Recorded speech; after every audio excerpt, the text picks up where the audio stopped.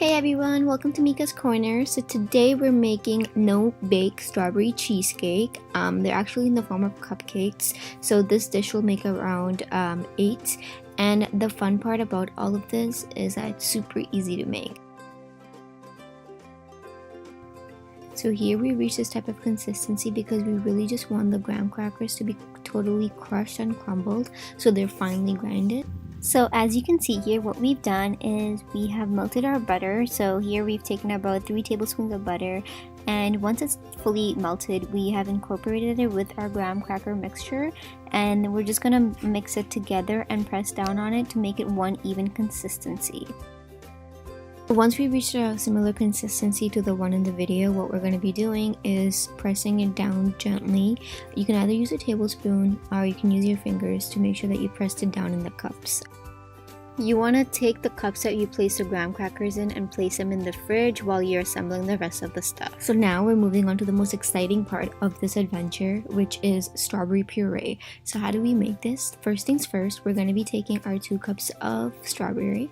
Once we have that ready, we're going to be adding a 1/4 cup of sugar, and we're also going to be adding about 1/2 cup of water.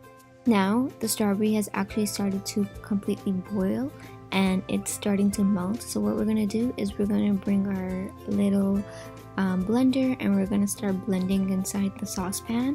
We're actually gonna move this away from the stove and just blend until we reach a smooth consistency where we can't see any strawberries. So here we've completely dissolved the strawberries and made sure that we blended them thoroughly.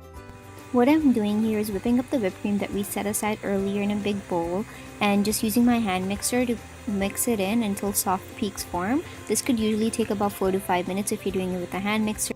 In a separate bowl, I've added my cream cheese, and all I've done is add a 1/4 teaspoon of vanilla extract, 1 cup of sugar, as well as 2 drops of lemon. And all we're gonna do now is just mix it with our mixer and blend it till it's nice and soft and creamy.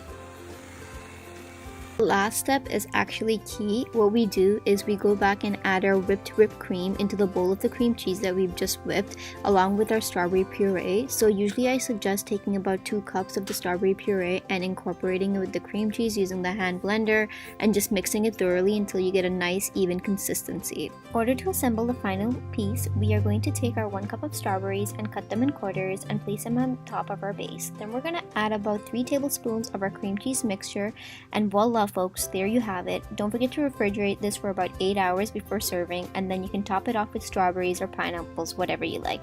I hope you guys enjoy. It tastes so good.